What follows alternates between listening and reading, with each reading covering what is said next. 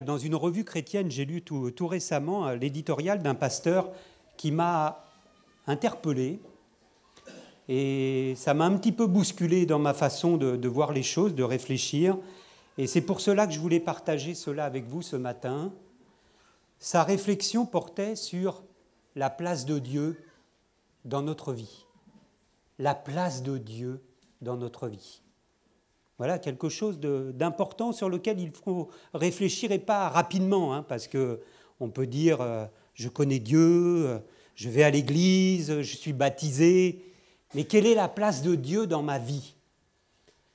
Au travers de ce slogan, ici, nous voyons un chrétien qui témoigne, c'est un footballeur en tout cas, qui joue aux États-Unis, et il y a toutes sortes de personnes qui sont amenées à témoigner de leur foi et qui proclament qu'ils sont le deuxième, sous-entendu qu'il y a quelqu'un qui est premier dans leur vie. Ce n'est pas eux qui est premier dans leur vie, c'est Dieu qui est premier, et eux, ils sont deuxièmes. Ça veut dire qu'ils proclament véritablement que quelqu'un est plus grand qu'eux, plus important qu'eux, et que celui qui a la première place, c'est Dieu lui-même. Et c'est cette réflexion que j'aimerais partager avec vous ce matin, que l'on puisse réfléchir ensemble sur la place de Dieu dans notre vie. Nous sommes à l'église ce matin. Nous sommes venus à l'église un dimanche matin pour participer à un culte. Peut-être pour la première fois, peut-être depuis quelques semaines, depuis 1 an, 5 ans, 10 ans, plus. Cela veut donc dire que nous avons décidé de venir dans ce lieu ce matin.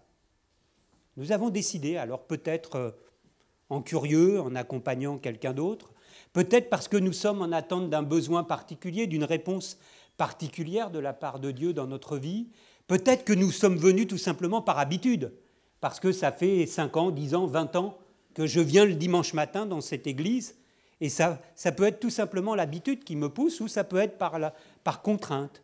Certains enfants, par exemple, n'ont pas le choix, ils ont suivi simplement leurs parents. Et peut-être que nous sommes venus dans un esprit de reconnaissance, d'adoration.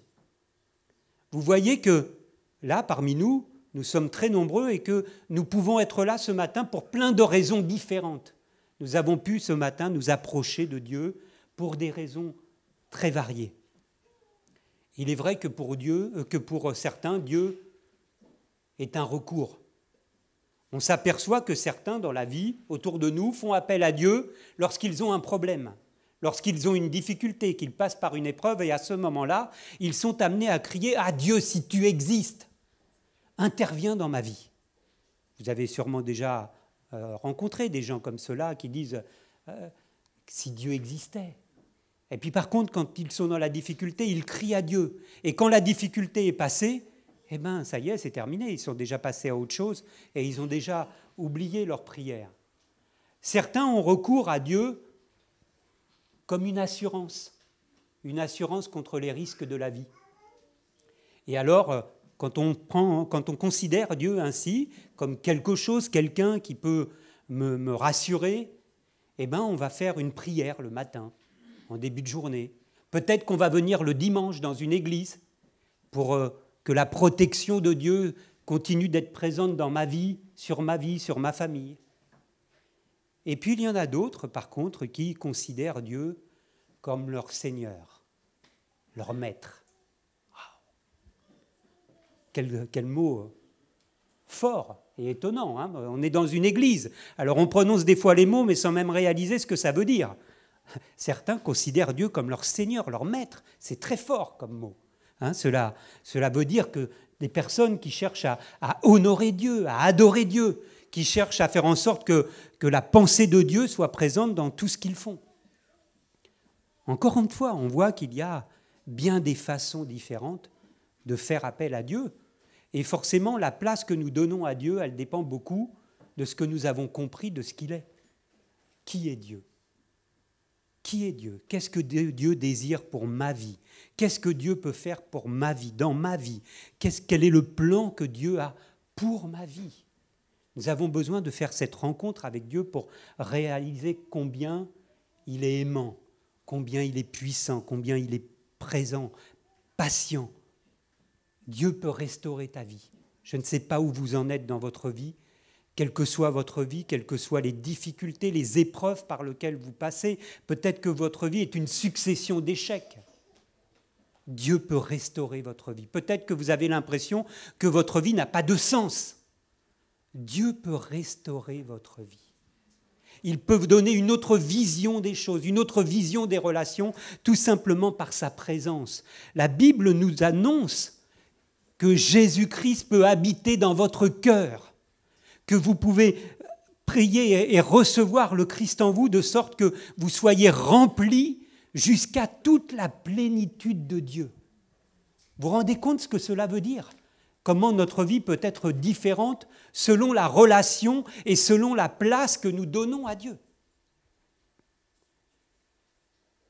Mais vous voyez, la réalité de notre relation avec Dieu ne dépend pas de nos paroles.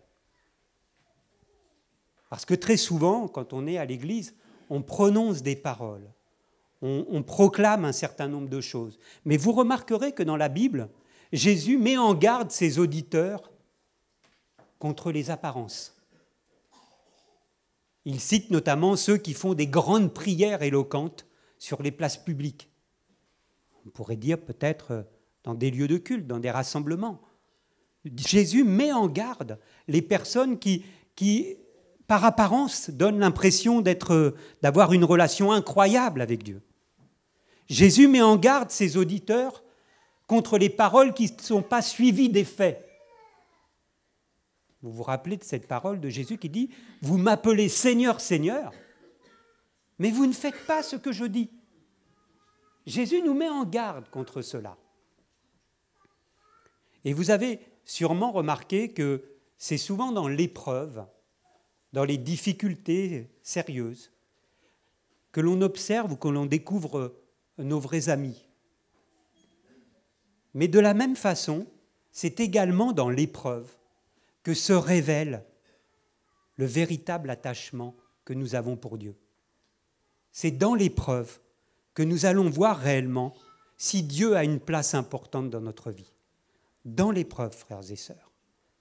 Et c'est pour cela que je voulais rappeler ces quelques versets pour vous rappeler le sens de l'épreuve, le sens des difficultés qui vont nous permettre justement de grandir, de réaliser où nous en sommes avec Dieu. La Bible nous dit dans l'épître de Jacques, « La mise à l'épreuve de votre foi produit l'endurance, la persévérance. » Ça veut donc dire que cette mise à l'épreuve, elle est nécessaire. Elle a un rôle important dans notre croissance spirituelle, dans notre relation avec Dieu, pour comprendre qui est Dieu, ce que Dieu peut faire pour nous et en nous. La mise à l'épreuve, c'est ce qui va nous permettre de grandir dans la foi, de devenir adultes, matures, et de ne pas rester des enfants flottants, comme dit Paul dans l'une de ses épîtres, ne pas rester des petits-enfants.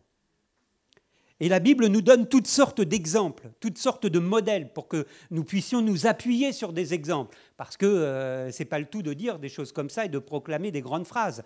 Nous avons besoin d'exemples, nous avons besoin de modèles. Et justement, la Bible nous donne des modèles. Prenez comme modèle de patience et de persévérance dans la souffrance les prophètes qui ont parlé de la part du Seigneur. Ces hommes qui ont été envoyés de la part de Dieu, qui ont été persécutés, mais qui ont pourtant annoncé des choses de la part de Dieu. Et le texte rajoute, « Et vous avez entendu comment Job a supporté la souffrance, cet homme qui avait tout perdu en quelque temps. Il était riche, bien portant, il avait une grande famille, et puis en quelque temps, il a tout perdu. Mais la Bible nous rappelle, rappelez-vous la fin que le Seigneur lui accorda. » Et puis citer cet autre texte très fort de l'apôtre Paul dans l'Épître aux Romains, qui nous dit « Nous nous réjouissons même dans nos détresses, car nous savons que la détresse produit la patience, que la patience produit la résistance à l'épreuve, et que la résistance produit l'espérance, et que cette espérance ne nous déçoit pas, car Dieu a répandu son amour dans nos cœurs par le Saint-Esprit. C'est la parole de Dieu, hein. Heureusement que ce n'est pas moi qui proclame ça de moi-même. Mais comprenons ce qu'il y a derrière cela. Cela veut dire que l'épreuve est vraiment un élément important de notre vie spirituelle. Parce que Dieu va nous faire grandir au travers de cela. Et c'est là que nous voyons réellement où nous en sommes avec Dieu. Non pas simplement quand je proclame des grandes phrases. Dieu est bon, Dieu est extraordinaire, Dieu par-ci, Dieu par-là. Oui, mais dans l'épreuve. Et cette mise à l'épreuve, nous la voyons dans la Bible. Je voudrais donc prendre un exemple ce matin pour nous faire comprendre l'importance de ce moment et le révélateur de ce que c'est par rapport à nos vies. L'exemple, c'est le roi David. Vous avez tous, pour la plupart, sûrement entendu parler du roi David, ce grand roi d'Israël, mais surtout ce jeune homme qui a été choisi par Dieu alors qu'il s'occupait du troupeau de son père. Samuel devait choisir un homme pour devenir roi. Il y avait donc dans cette famille des grands jeunes hommes, forts, grands, beaux. Et il nous est dit que l'homme regarde à ce qui frappe les yeux, mais Dieu regarde au cœur. Dieu ne regarde pas à l'apparence. Non pas à l'apparence de ce que nous pouvons manifester, même à l'Église. Dieu regarde au cœur. Et ce jeune homme, donc, a été choisi par Dieu. Il deviendra serviteur du roi Saül. Et rapidement, Saül, le roi, va jalouser cet homme parce que les bénédictions de Dieu sont sur sa vie. C'est d'une façon évidente.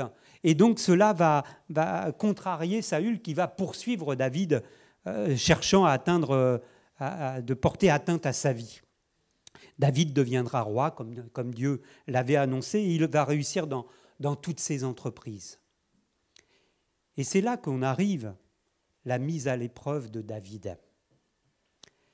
Alors que David règne depuis quelques années, déjà depuis plusieurs années sur Israël, l'un de ses fils, Absalom, va mener un putsch, une révolte, pour prendre la place de son père. Et il va réunir autour de lui une grande foule. Le texte nous dit « Le peuple était de plus en plus nombreux auprès d'Absalom. » Et en quelques heures, David va tout perdre. En quelques heures, David va être obligé de prendre la fuite. En quelques heures, il va être obligé de fuir loin d'Israël, loin de son palais, de fuir à la hâte pour sauver sa vie. Il était roi et le voilà devenu fugitif. Il est obligé de partir se cacher dans le désert. Tout simplement, plus de palais, plus de couronne, plus d'honneur. Simplement un homme qui fuit et qui se cache. Et nous allons le retrouver dans le texte, la diapositive qui va suivre, dans le psaume 63. J'aimerais juste qu'un instant nous puissions réaliser la scène. Cet homme qui était roi, en quelques heures se retrouve fugitif, caché dans le désert. Imaginez-vous un instant ayant tout perdu dans votre vie, ayant perdu votre épouse ou votre mari, en ayant perdu votre maison, en ayant perdu votre travail, en ayant perdu tout ce qui vous était cher, peut-être votre situation, si vous avez une situation importante dans la société. Imaginez-vous en quelques instants en ayant tout perdu. David avait tout perdu. Trahi par son propre fils. Et nous le retrouvons dans le psaume 63.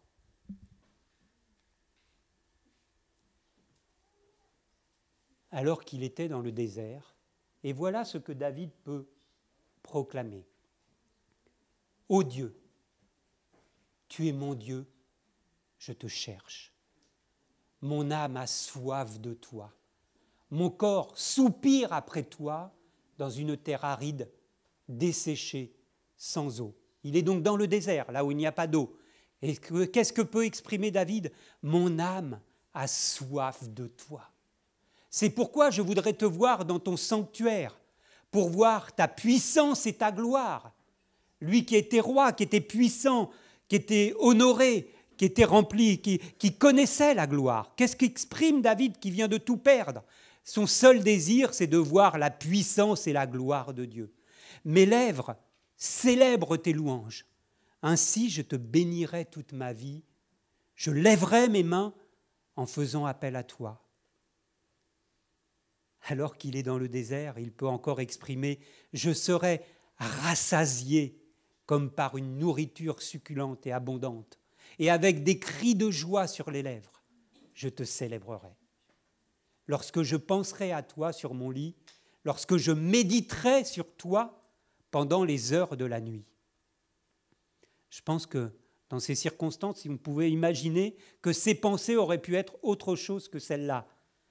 Oui, tu es mon secours, et je crie de joie à l'ombre de tes ailes, mon âme est attachée à toi. Quelle étrange parole! Quand on réalise à quel moment David les a prononcées, ce n'est pas un psaume comme n'importe lequel. C'est un psaume dans des circonstances particulières, dans une épreuve particulière, où cet homme a vu en quelques instants tout lui échapper. On aurait pu s'attendre à autre chose. Malgré la fuite, malgré le déshonneur, malgré la perte de son statut, voilà ce que David peut exprimer. Et cela me fait penser à ce que l'apôtre Paul pouvait dire dans ses épîtres, où il nous dit que Paul pouvait vivre aussi bien dans l'abondance que dans la disette. Et Paul nous disait, j'ai appris à être content de l'état dans lequel je me trouve. En comptant sur la grâce de Dieu. C'est ainsi que Paul peut dire aux croyants, peut dire aux chrétiens, réjouissez-vous toujours dans le Seigneur. Réjouissez-vous toujours dans le Seigneur. Non pas parce qu'on est plus fort que les autres, mais parce qu'on sait en qui nous avons placé notre confiance. On sait qui a de l'importance dans notre vie, qui est la source de notre force. David a tout perdu. Et il se tourne là, dans ce texte, vers la seule chose qui a de l'importance pour lui. Dieu. Quand on lit ce texte, on n'a pas l'impression de découvrir un homme fugitif, un homme détrôné, un homme humilié, parce que c'était humiliant d'être obligé de partir par la petite porte à la fuite en se dépêchant et en quittant la ville sur laquelle il régnait. Il n'y a ni colère, ni esprit de vengeance dans ce texte, mais seulement une relation authentique avec Dieu, avec son Dieu. Une relation authentique avec son Dieu, avec notre Père. Et vous voyez là, ici dans ce texte, son attitude et sa réaction sont le vrai révélateur de son identité. Non pas ce que nous proclamons dans un moment d'euphorie. Ça, ce n'est pas notre identité. Nous sommes dans un contexte, dans un environnement. On a peut-être des fois, on a vécu il n'y a pas très longtemps une réunion de baptême. C'était formidable. Et c'était formidable, vraiment. C'était très réjouissant. Et là, mais on aurait décroché la lune, on est capable de tout, on est capable de dire toutes sortes de choses. Mais non, mais c'est pas ça, ce n'est pas, c'est pas ça qui est le révélateur de notre véritable identité. C'est face à une perte, face aux épreuves de la vie, que la nature de notre relation avec Dieu, de notre compréhension de sa personne, de son amour, c'est là qu'ils sont pleinement manifestés. Non pas quand tout va bien. Mais là, dans l'épreuve, David avait soif de Dieu. Dans l'épreuve, il avait soif de Dieu. Pas soif de révolte, pas soif, il n'était pas là en train de lever le poing contre Dieu. Il n'était même pas en train de lever le poing contre son fils. Il n'y a même pas un mot à l'égard de son fils. C'est le révélateur de son identité. Parce que David a une véritable relation avec Dieu. Il exprime là que dans ces circonstances, Dieu est le plus important pour lui. Comprenons cela, qu'il nous arrive quelquefois de chanter un peu facilement que Dieu est si important pour nous. Il nous arrive de l'exprimer dans nos prières. Il nous arrive d'exhorter les frères et sœurs à placer toute leur confiance en Dieu. Mais qu'en est-il de nous, personnellement? Qu'en est-il de nous dans l'épreuve, dans la difficulté, dans la fournaise? Qu'en est-il? Quelle est la place que nous donnons vraiment à Dieu au-delà des discours et au-delà des apparences? C'est capital, frères et sœurs. Parce que là, au-delà des apparences, nous savons quelle relation David a avec Dieu. Il n'y a qu'un homme qui a goûté la présence de Dieu dans sa vie qui peut dire une chose pareille. Il a compris la puissance qu'il y a à connaître ce Dieu. Et encore une fois, je reviens à cette pensée quand Paul, dans Éphésiens, peut dire « mais tout le reste, il l'a considéré comme de la boue pour gagner Christ, pour connaître Christ, parce qu'il sait que Christ peut répondre à tous ses besoins. » Et David exprime quelque chose d'incroyable, qui est un enseignement incroyable pour nous ce matin, qui nous montre réellement quels sont les bienfaits de la relation avec Dieu quand cette relation, cette communion, elle existe et qu'elle est bien réelle. Alors, ce pasteur, dans cet éditorial que je citais tout à l'heure, nous invitait à faire un diagnostic de la place que nous accordons à Dieu dans notre vie. Parce qu'on voit bien que si Dieu a la première place, quel que soit ce qui nous arrive, nous continuerons d'avancer tranquillement, parce que nous savons qui est avec nous. Quelle est donc la place de Dieu dans notre vie? Et pour faire ce diagnostic, il nous invitait à suivre le chemin, comme s'il y avait un chemin dans notre vie, et de regarder le chemin sur lequel nous passons le plus de temps. Le chemin qui nous provoque, qui produit en nous le plus de joie, de satisfaction, d'émotion. Le chemin sur lequel peut-être nous dépensons le plus d'argent, où nous engageons le plus d'énergie. Et au bout de ce chemin, regardons ce que nous y trouvons.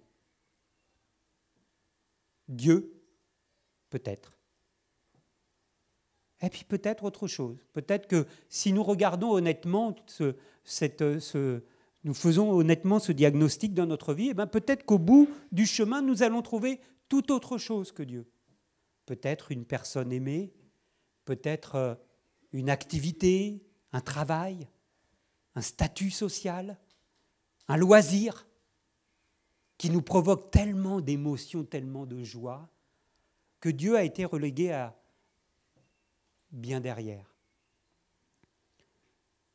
Je crois que c'est intéressant de nous poser cette question pour comprendre finalement quelle est la place que nous accordons à Dieu dans notre vie. Parce que c'est vrai que quelquefois encore là, dans l'atmosphère particulière de l'Église, on est amené à dire qu'on est à l'écoute de Dieu, on est au service de Dieu, on cherche à faire la volonté de Dieu.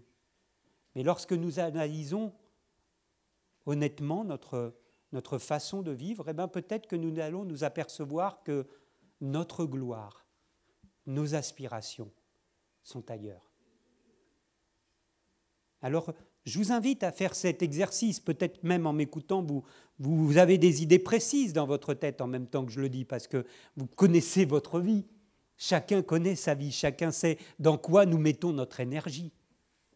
Alors ne nous trompons pas, frères et sœurs, par de faux raisonnements, mais essayons d'être vrais avec Dieu. Essayons d'être vrais. On peut tromper les frères et sœurs, mais essayons surtout d'être vrais avec Dieu, quel que soit notre âge, quelle que soit notre position. Dieu, notre Seigneur Jésus, la recherche du Saint-Esprit doivent être centrale dans notre vie, centrale dans nos choix, dans nos décisions, dans nos attitudes. Cela doit être central. Si c'est quelque chose qui est relégué au 3e niveau, croyez bien qu'à la première difficulté qu'il va y avoir, mais on va être balayé.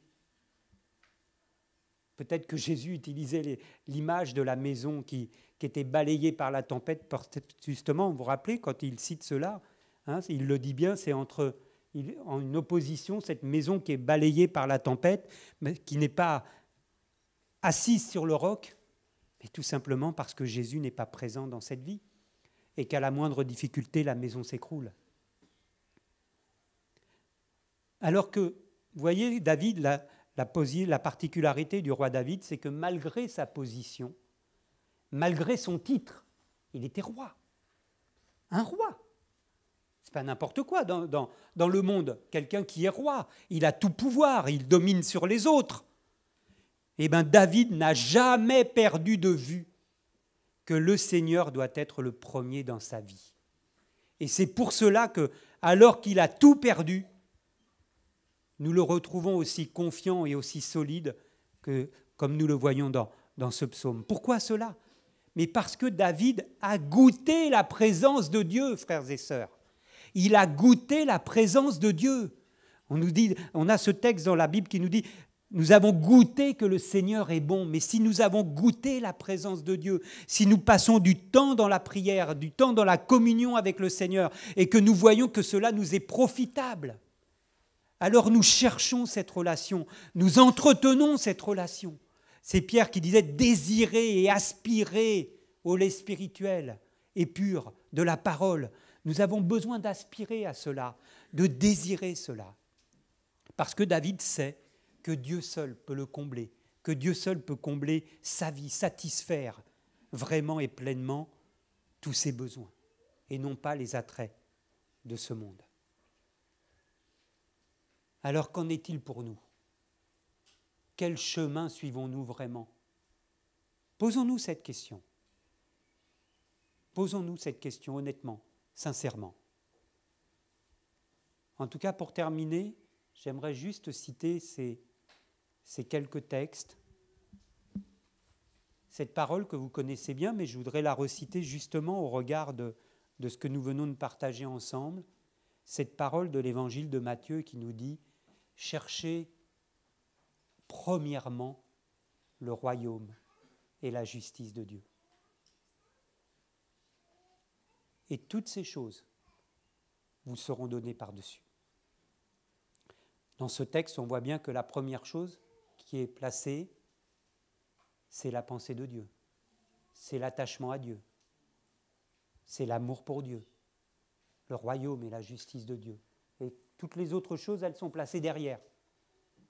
Que nous prenions, vraiment que nous mettions les choses dans l'ordre dans notre vie, que nous puissions mettre vraiment les choses dans l'ordre que Dieu nous invite à les mettre pour que nous ne nous retrouvions pas finalement à côté de la plaque lorsque nous ferons le bilan de notre vie sur terre, lorsque nous connaîtrons des difficultés, parce que nous aurons tous des difficultés sur cette terre. On sera tous amenés à connaître des épreuves et encore une fois, comme je le dis, les épreuves sont nécessaires. C'est ce qui va être le révélateur de notre identité. Cherchez premièrement le royaume de Dieu et sa justice. Et Dieu comblera nos besoins. Dieu sait ce qui est bon pour nous, ce dont nous avons besoin. Et cette autre pensée que l'on retrouve dans cette épître de Paul, prions en sorte que le Christ habite dans nos cœurs par la foi. La volonté de Dieu, des fois on passe à côté de richesses tellement incroyables. Je ne sais pas si on peut imaginer cela. Le désir de Dieu, c'est que Christ habite dans nos cœurs. Non pas que nous soyons des croyants, des chrétiens de façade, mais que Christ habite dans nos cœurs. Que la puissance de Dieu, la grâce de Dieu, l'amour de Dieu, la présence du Saint-Esprit soit présente dans nos vies, de sorte que Christ habite dans nos cœurs et que nous soyons remplis jusqu'à la plénitude de Dieu. C'est le plan de Dieu pour nos vies, frères et sœurs. Non pas des choses que nous agitons comme cela pour faire croire quelque chose, mais une réalité, la présence de Dieu en nous. L'Évangile nous donne le pouvoir de devenir enfants de Dieu. Ce n'est pas rien, c'est quelque chose d'incroyable, mais nous devons savoir placer les priorités dans notre vie. David était un jeune homme, il est devenu quelqu'un d'extrêmement important, mais il n'a jamais perdu de vue la priorité. Il a fait des bêtises dans sa vie, il a raté des choses, bien sûr, c'est normal, c'est un homme. Mais il n'empêche qu'il a toujours entretenu cette relation avec Dieu en plaçant Dieu à la première place. Quelle est la place que nous donnons à Dieu dans notre vie? Il n'y en a qu'une. Elle doit être la première. Et si elle est la première, alors Dieu nous comblera de ce dont nous avons besoin. Cherchez premièrement le royaume et la justice de Dieu. Amen. Seigneur, je veux te rendre grâce pour ta parole. Je veux te demander, Seigneur, vraiment de visiter les cœurs, de toucher les cœurs, Seigneur, parce que tu connais chacun d'entre nous, Seigneur. Tu connais nos errements, tu connais nos erreurs, tu connais nos désirs, nos aspirations. Tu connais chacun d'entre nous, Seigneur. Nous sommes nus et découverts devant toi. Aussi, Seigneur, ce matin, je voudrais te demander vraiment de visiter chacun d'entre nous, Seigneur, mon Dieu, par ton esprit, et de nous remplir de toi, de nous éclairer, Seigneur, et que nous puissions véritablement nous remettre entre tes mains, nous remettre devant toi, Seigneur, afin que ta gloire soit manifestée dans nos vies, Seigneur.